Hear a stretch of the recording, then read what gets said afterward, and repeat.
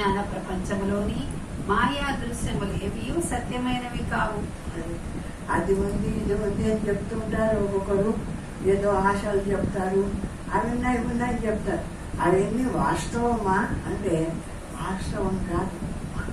ఏదో ప్రపంచాన్ని కొంచెం నడపడానికి కొందరు తయారవుతుంటారు. ఆ విధంగా దాన్ని మోసపోయి వాస్తవం అనుకొని పోయేవాళ్ళు అది సత్యం అనుకొని దాంట్లోనే పడి ఆ స్థితిని పొందుతూ మళ్ళా దానికి కావాల్సిన జన్మలు ఎత్తుతూ ఉంటారు. జన్మ లేనటువంటి స్థితిని తెలిపేటువంటి మహనీయుడు ఎక్కడో కొందరు ఉంటారు. శంకరాచార్యులు అనుకోవాలి, ఏదో ఈ శరీరం వద్దు, ఏదో ఈ రూపమైనటువంటి బ్రహ్మస్వరూపాన్ని పొందు. ఏమి ఈ శరీరము ఇప్పుడు నాకు ఇంత డబ్బు కావాలంటే ఇవన్నీ చేయమని అయిపోయి ఎవరో చెప్పినప్పుడు మనం చేయకుంటే వాళ్ళు చెప్పినారు చేయకపోతే ఎట్లా? అదొక సంశయం. చేస్తుమే చేయడానికి కావలసిన శరీరము మనస్సు అన్ని కష్టాలు ఇదే జరుగుతుంది. కానీ ఇది ఏది వద్దు. ఇందులో ఉండేటువంటి జ్ఞానస్వరూపమైన పరమాత్మ ఏది ప్రవేశించిందో దీంట్లో అనుభవానికి ఆ జ్ఞానస్వరూపమైన పరమాత్మ నా స్వరూపము అది తెలుసుకొని విషయాన్ని అంతా వదిలి ఇప్పుడు ఎంత ప్రపంచం ఏ విధంగా మనం ఎందుకు వచ్చినామో ఏం చేస్తున్నామో దాన్ని మాత్రం చేసుకుంటూ ప్రశాంతంగా బ్రహ్మనిష్టలో ఉండడం అలవాటు చేసుకుంటే జన్మ లేకుండా పోతుంది కదా. మళ్ళా ఇటువంటి జన్మ రావడము అలా లాభ నష్టాలు వాడిని పొందడం ఇవన్నీ లేకుండా అసలు జన్మే లేనటువంటి ముక్తి వస్తుంది కదా. ఆ విధంగా కొందరు పొందుతారు. దాని ఎందు నమ్మిక ఉండేవాళ్ళు, కొందరు అది నమ్మని వాళ్ళు ఇంకొక దాన్ని నమ్ముతుంటారు. ఆ విధంగా ప్రపంచం జరుగుతూ ఉంటుంది. ప్రపంచ లక్షణం అది. ధర్మాయ ఇతి జాయంతే జాయంతే తేన తత్వతః జన్మ మాయోపమం తేషాం సా చ మాయా న విద్యతే. ప్రత్యేక వ్యక్తిత్వము గల ఈ జీవులు జన్మించినది చెప్పుచున్నారు. ఆ పరమాత్మ దృష్ట్యా వాస్తవంగా జన్మయే అసంభవమై ఉన్నది. వాస్తవంగా కొంచెము ఉత్తమ స్థితికి పోయిన వాళ్ళు నకశ్చిత్యైతే జీవ సంభవస్యన విద్యతే అన్నట్టు ఒకడు జన్మించను లేదు, పుట్టను లేదు, ఈ అనుభవాలు అనుభవించను లేదు, ఉన్నదంతా పరమాత్మ అని కొన్ని శాస్త్రాలు ఆ విధంగా తీర్మానం చేసినాయి. ఇది అజాతవాదం. అంటే ఒకడు పుట్టను లేదు, ఉండను లేదు, పోను లేదు, ఉన్నదంతా బ్రహ్మస్వరూపమే అని చెప్పేటువంటి ఆ అజాతవాదాన్ని కొందరు నిరూపిస్తున్నారు. ఆ విధంగా ఎప్పుడు బ్రహ్మస్వరూపమే ఉంది. ఇప్పుడు మనమంతా ఉన్నాం, మనమంతా మనుషులము.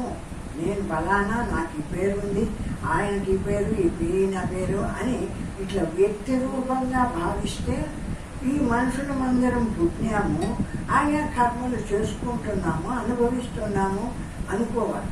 కానీ ఈ జ్ఞానం కలిగితే మనము ఎంతమంది ఉన్నా కూడా ప్రపంచంలో ఎంతమంది కనిపించినా అందరిలో ఉండేది ఒకే జ్ఞానస్వరూపమైన పరమాత్మే కదా. వాడిలో వేరే, వీడిలో వేరే, వీడిలో వేరే అనేకంగా ఉన్నాయి పరమాత్మ. పరమాత్మ ఏక స్వరూపము, సర్వాన్ని తెలుసుకుంటూ ఉండేటువంటి శుద్ధ జ్ఞాన స్వరూపము. ఎంతమంది మనుషులన్నా ఉండని అందరిలో ఉండేది ఈ జ్ఞాన స్వరూపమైన ఏకస్వరూపమైన పరమాత్మే అని తెలుసుకున్నటువంటి వాడు ఈ శరీరం ఉండవాలా, నాకు ఈ కర్మలు చేయాలా, నాకు ఈ ఫలితాలు కావాలా అని వాడు ఇంకా ఆశించడు. ఎప్పుడు ఈ శరీరం వదులుతామో అప్పుడు అనంతమైన జ్ఞానస్వరూపమైన పరమాత్మ యందు చేరి జన్మలేనటువంటి స్థితిని సంపాదిస్తాము. ఎందుకు ఈ జన్మలు? ఇది కావాలి, ఈ పని చేస్తాము. ఏ పని చేసినప్పుడు ఆ సంస్కారం మిగులుతుంది. ఆ సంస్కారం కోసం మళ్ళా జన్మ ఎత్తవాలా? నాకేది వద్దు, అహం బ్రహ్మాస్మి శివోహం, అయమాత్మ బ్రహ్మని. బ్రహ్మమాత్రంగా నేను ఎక్కడి నుంచి వచ్చినాను? నా స్వరూపం ఏది అంటే ఈ శరీరంలోకి వచ్చినాయి కాబట్టి శరీరం నిలబడి ఉంటే నేను అజ్ఞానం చేత నేను అనుకుంటున్నాను, కానీ దీంట్లోకి వచ్చిన నేను ఎవరు, నా స్వరూపమేమి అంటే ఆ నేను సర్వవ్యాపకంగా ఏ బ్రహ్మస్వరూపము అఖండమై ఉందో ఆ బ్రహ్మస్వరూపం నుండి దీంట్లోకి వచ్చినటువంటి ఒక చిన్న కాంతి కదా ఇది. ఈ కాంతి ఆ బ్రహ్మస్వరూపానికంటే వేరే అవుతుందా? వేరు కాదు కదా. ఒకవేళ శరీరం ఉండనిగాక, ఎన్ని శరీరాలన్నా రానిగాక, అన్ని శరీరాల్లో ఆ జ్ఞాన స్వరూపమైన ఆ పరమాత్మ కాంతి కంటే నేను వేరు కాదు కదా అని ఎవడైతే విచారణ చేసి ఆ బ్రహ్మమందు నిలిచి అనుభవం చేసుకుంటాడో వాడికి ఇంకా జన్మ లేనటువంటి మోక్షం వస్తుంది. అంతేగాని ఇంకా ఏ పని చేసినా ఏది చేసినా దానికి కానీ నువ్వు మళ్ళా జన్మ ఎత్తవలసి వస్తుంది, ఆ సంస్కారం లోపల నిలబడి అంటాడు. కావున జన్మ అనున్నది మిథ్యా పదార్థం వలె ఉన్నది, అట్టి మాయ కూడా వాస్తవంలో లేనిదయ్యే ఉన్నది. జన్మడం అనేది, పుట్టడం అనేది మిథ్యా పదార్థము. ఏదో పుట్టినట్టు కనిపిస్తున్నాము, కొంతకాలం ఉంటూ ఉన్నాము, కొంతకాలానికి లేకుండా పోతూ ఉన్నాము. కాబట్టి ఇది స్వచ్ఛమైంది కాదు. ఈ జన్మ ఎత్తడం కూడా అట్లా ఆభాస మాత్రంగా ఏదేది ఉంది అని చూస్తూ ఉన్నాడో ఆ ఉంది చూసిన దాన్ని ఆయన రూపమంతా సంస్కారం ఏర్పడి దానికోసం మళ్ళా ఇంకొక శరీరంలో ప్రవేశించవలసి వస్తుంది. కాబట్టి ఇటువంటి శరీరంలో యొక్క ప్రవేశము ఇంకా నాకు వద్దు. నేను ఎవరు? నేను ఆ జ్ఞాన స్వరూపమైన పరమాత్మ కంటే వేరైనటువంటి వాడిని కాదు అని బాగా అర్థం చేసుకొని నిలిచి ఈ దేహభావము, ఈ ప్రపంచ భావము అన్ని వదిలేసి నిరాకారంగా ఇందులో శుద్ధ జ్ఞాన స్వరూపంగా నిలిచి అనుభవం చేసుకుంటూ ఉంటామో అప్పుడు ఈ జన్మ పోతూనే ఆ జ్ఞాన స్వరూపం అందే నిలిచిపోతాడు. అఖండమైన జ్ఞాన స్వరూపం కదా, చిద్రూపమైన జ్ఞాన స్వరూపము. ఈ ఆకాశం ఎట్లా వ్యాపించి ఉందో అట్లా సర్వవ్యాపకంగా ఉండేటువంటి శుద్ధ జ్ఞాన స్వరూపము. ఆ జ్ఞానమే నా స్వరూపము. అహం బ్రహ్మాస్మి, శివోహం, అయమాత్మ బ్రహ్మ. అటువంటి బ్రహ్మస్వరూపాన్ని నేను ప్రారంధాలు ఏవో నాకు కొన్ని ఉండబట్టి ఒక శరీరాన్ని తీసుకొని శరీరంలో ప్రవేశించినాను, కానీ లేకపోతే నాకు నేను ఎవరు, దీంట్లోకి వచ్చిన నేను అనంతమైన బ్రహ్మస్వరూపాన్ని అని ఎవడైతే తెలుసుకొని ఆ బ్రహ్మ మాత్రంగా నిలిచి ఆ అనుభవం చేసుకుంటూ ఉంటాడో వాడికి మళ్ళా ఇటువంటి శరీరము రాదు, ఇంకా ఇటువంటి అనుభవాలు లేవు. ఎప్పుడు చేరిన అఖండమైన బ్రహ్మస్వరూపంగా నిలిచి మోక్షాన్ని పొందుతూ ఉంటాడు. ఆ విధంగా తెలుసుకున్నటువంటి వాడు దాటిపోతున్నాడు ఈ శరీరాన్ని. తెలియనటువంటి వాడు దీంట్లోనే కొన్ని కర్మలు చేస్తూ ఉంటాడు. అవి సత్యం అనుకొని చేస్తాం కాబట్టి ఆ చేయడంతో మళ్ళా వాడి సంస్కారం ఏర్పడుతుంది. సంస్కారం కోసం మళ్ళా ఇంకొక శరీరం వస్తుంది. ఈ విధంగా శరీరాలు వస్తూనే ఉంటాయి. ఎంతకాలమో ఈ ప్రపంచము సత్యం అనుకొని ఇక్కడ నేను చేసేటువంటి కర్మలన్నీ కూడా వాస్తవం అనుకొని వీటి కోసం నాకు వచ్చే జన్మకైనా నేను గొప్ప ధనవంతులుగా ఉండవాలా అనుకొని ఈ జన్మలో పోరాడతావే, అది సత్యం అనుకొని అనుకున్న నీవు అది సత్యంగానే అయి మళ్ళా జన్మనే వస్తుంది. కాబట్టి వాస్తవాన్ని తెలుసుకో. ఏమిటిది? ఈ శరీరం ఏమిటిది? ఇందులోకి వచ్చిన ఈ జ్ఞానస్వరూపం ఏమిటిది? ఇది ఎక్కడి నుంచి వచ్చింది? ఆ పరమాత్మ సర్వవ్యాపకంగా అఖండంగా జ్ఞానస్వరూపుడై ప్రకాశిస్తున్నాడు కదా. ఆ విధంగా ప్రకాశిస్తున్న బ్రహ్మస్వరూపంలో నేను ఈ శరీరం ఉండగానే ఆ బ్రహ్మాన్ని తెలుసుకొని బ్రహ్మమాత్రంగా నిలిచి బ్రహ్మానుభవాన్ని పొందుతాను. ఆ బ్రహ్మానుభవాన్ని పొందినప్పుడు ఇప్పుడు ఈ శరీరంలో ఉండగానే కూడా సుఖపడుతున్నాడు. దేహభావం ఎప్పుడు ఉండదు. దేహానికి సంబంధించిన మంచి చెడ్డలు ఇంకా వాడికి లేదు కదా. ఏమనుకున్నాడు? ఇందులో ఉండేటువంటిది జ్ఞానస్వరూపం అనుకున్నాడు, బ్రహ్మభావాన్ని పొందినాడు. శరీరం ఉండగానే ఏదో తాత్కాలికంగా దాని ప్రారంభవశాత్తు అది ఏది తింటుందో ఏది అనుభవిస్తుందో అనుభవం వస్తుంది. తాను మాత్రము నేను బ్రహ్మస్వరూపుణ్ణి, నేను పరమాత్మను అనుకుంటున్నాడు. కాబట్టి దేహం ఎప్పుడు పోతుందో అప్పుడు బ్రహ్మస్వరూపంలో ఏకత్వం పొందుతున్నాడు. ఆ విధంగా కలిసిపోతుంటాడు, బ్రహ్మంలో తెలిసినటువంటి వాడు. యథా మాయా మయా బీజ జాయతే తన్మయోంకురః నాసౌ నిత్యో న చోచ్చేతి తద్వద్ధర్మేషు యోజన. ఇంద్రజాలికుడు మాయ చేత సృష్టించిన విత్తు నుండి అట్టి మాయా అంకురమే మొలకెత్తుచున్నది. అట్టి మొక్క శాశ్వతము కాదు, జీవులు కూడా అట్టివారే అవుతున్నారు. ఇంద్రజాలికుడు ఒక విత్తనం నాటి అప్పుడే చెట్టు అయ్యి అది పూలు పూసి అంతా చూపిస్తుంటాడు. అది వాస్తవమా అంటే కాదు. ఆ విధంగానే ఇక్కడ కూడా ఈ జ్ఞాన స్వరూపమైన పరమాత్మ ఈ జీవుడుగా ఇంద్రజాలికుడు మాత్రం దీంట్లో ప్రవేశించి ఈ ఇల్లు నాది, ఈ పిల్లలు నావాడు, ఈ సొమ్ము నాది, ఈ డబ్బు నాది అని అనుకుంటూ ఉన్నాడే. ఇదంతా కూడా ఇంద్రజాలికుడు సృష్టి చేసినటువంటి మొక్క వంటి వాడు. ఇది వాస్తవం కాదు. ఇందులో ఉండేటువంటి శుద్ధ జ్ఞాన స్వరూపమైన ఏ పరమాత్మ అయినా నేను ఉన్నానో సర్వాన్ని తెలుసుకుంటూ ఉన్నాను కదా. నా మనస్సును తెలుసుకుంటా, నా బుద్ధిని తెలుసుకుంటా, నా ఇంద్రియాలను తెలుసుకుంటా, ఈ శరీరంలో దీంట్లో ఉండే జాగ్రత్త స్వప్న సుషుప్తులు అన్నిటినీ తెలుసుకుంటూ ఏ జ్ఞాన స్వరూపమై నేను ప్రకాశిస్తున్నానో ఆ జ్ఞానము నా స్వరూపము, ఆ నేను పరమాత్మను. అంతేగాని ఇప్పుడు కొంతకాలం ఉండి కొంతకాలానికి లేకుండా పోయే శరీరం నేను కాదు. అశాశ్వతంగా ఏ జ్ఞాన స్వరూపమైన పరమాత్మ అఖండమై సర్వవ్యాపకంగా ఉందో ఆ బ్రహ్మము నా స్వరూపము అని ఈ శరీరం ఉండగానే ఈ శరీరంలోకి నువ్వు ప్రవేశించినావు.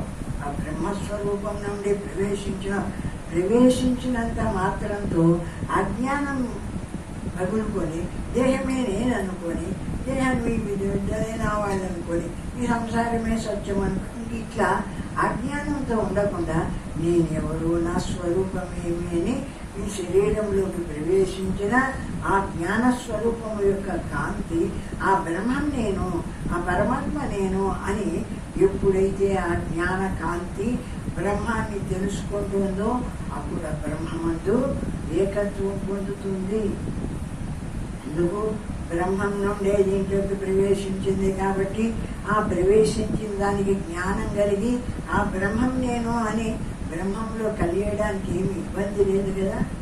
ఇతరం ఏదైనా అయితే ఇంకొకటి ఏదైనా అయితే ఆ బ్రహ్మం ముందు కలియడం అంటే కష్టం. ఏది అనుకుంటుంది, ఈ జ్ఞానాన్ని అనుకునేది ఏదంటే ఆ పరమాత్మ నుండి వచ్చినటువంటి ఏ జ్ఞాన స్వరూపం ఉందో చిద్రూపమైన జ్ఞానము, ఆ జ్ఞానమే అనుకుంటుంది నేను బ్రహ్మస్వరూపము.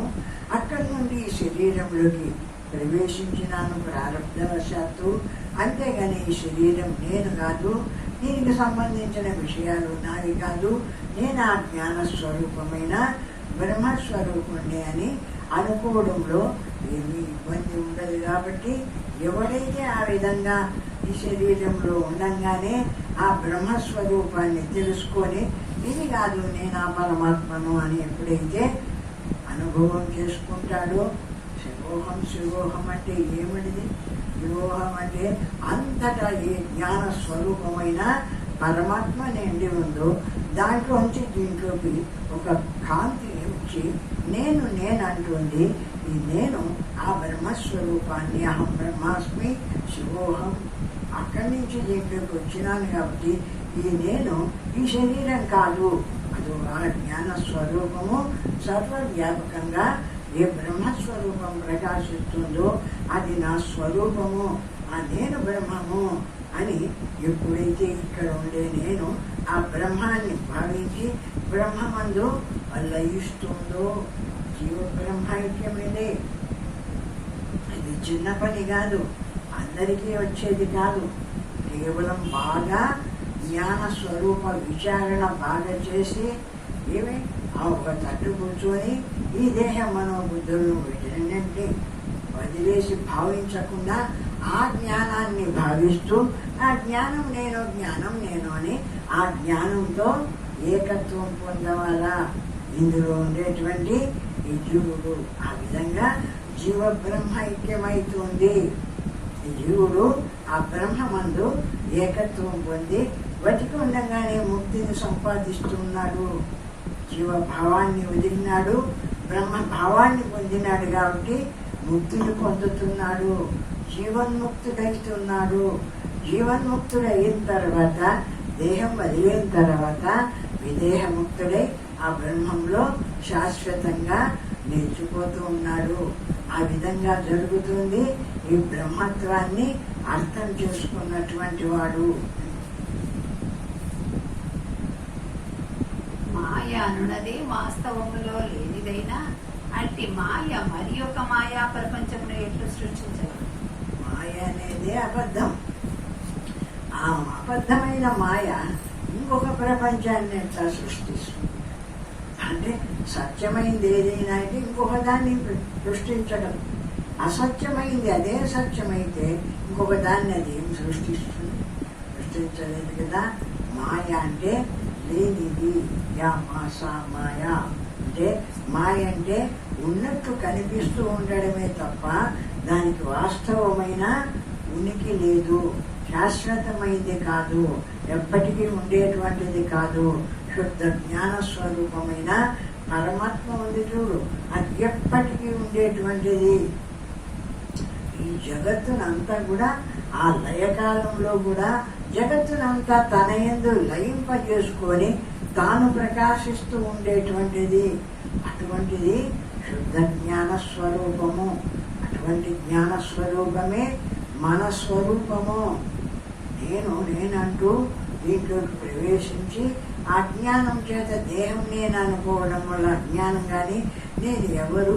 అటువంటి శుద్ధ జ్ఞాన స్వరూపమైన బ్రహ్మం నేను అని ఎవడైతే తెలుసుకుంటాడో ఆ జీవ బ్రహ్మైక్యాన్ని పొందుతాడో వాడు ఇక్కడే మోక్షాన్ని పొందుతున్నాడు.